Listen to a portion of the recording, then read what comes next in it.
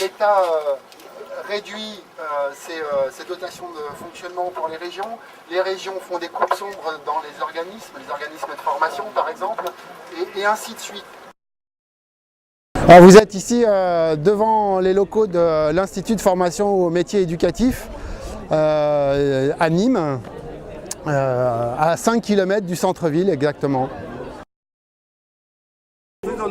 Alors l'IFME, c'est un institut de formation professionnelle et qui forme des travailleurs sociaux, des éducateurs spécialisés, des assistants de service social, moniteurs éducateurs, des animateurs professionnels des GEPS, des formations niveau 5, le DAES également. Je crois que j'ai fait le tour. On forme également des tuteurs pour accompagner les professionnels sur le terrain. Alors la nature du mouvement auquel vous assistez là, fait suite à une rencontre avec notre employeur le 24 septembre qui nous a annoncé le résultat de l'arrêté des comptes du premier semestre 2018 qui est mauvais et qui montre un déficit de 175 000 € sur le premier semestre.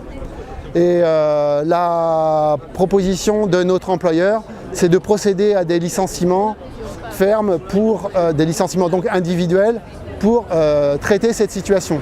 Or, si nous partageons la situation critique au niveau budgétaire, on n'est pas du tout d'accord sur la façon d'y répondre et la façon de traiter le problème. La mobilisation, elle a commencé cette semaine, lundi, puisque en fait, lundi soir, nous avons été reconvoqués par l'employeur et avec le conseil d'administration dans son intégralité, et qui nous a rappelé officiellement ce que l'employeur nous avait annoncé le 24 septembre. Donc dès lundi soir, nous nous sommes mobilisés, les salariés, et depuis mardi matin, nous sommes en débrayage tous les jours de 9h à 9h50. Tout d'abord pour manifester notre désaccord et ensuite pour trouver des voies de travail en commun avec notre employeur pour sortir de ce choix cynique de passer au licenciement sans penser à autre chose avant. Les revendications exactes de ce mouvement sont non au licenciement d'entrée de jeu, non au licenciement ferme. On veut qu'avant que cette question soit abordée, qu'un travail avec notre employeur se mette en place, qu'une négociation avec notre employeur se mette en place.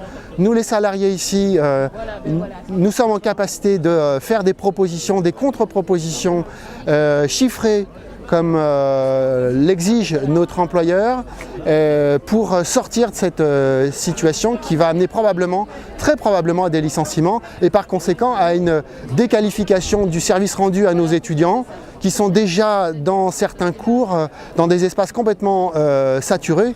Voilà, il faut arrêter ça rapidement. Comment est-ce qu'on voit la suite de ce mouvement? Déjà là, vous en avez déjà une expression, puisque naturellement les étudiants, une bonne partie des étudiants nous rejoignent chaque matin. Ils sont les premiers concernés, au-delà de notre situation salariale. Ils sont complètement concernés par cette situation. Ceux qui, disons, à moyen terme, il y a un vrai point d'interrogation sur la poursuite de l'activité. Si on procède à des licenciements fermes, ça veut donc dire que des activités ne seront plus réalisées, que nos produits vont baisser et qu'on considère qu'il y a des effets systémiques beaucoup plus graves que vont entraîner les licenciements que la nécessité de se mettre au travail autour de la table avec notre employeur pour trouver d'autres solutions. Très bien, alors bonne chance à vous, bonne continuation. Merci.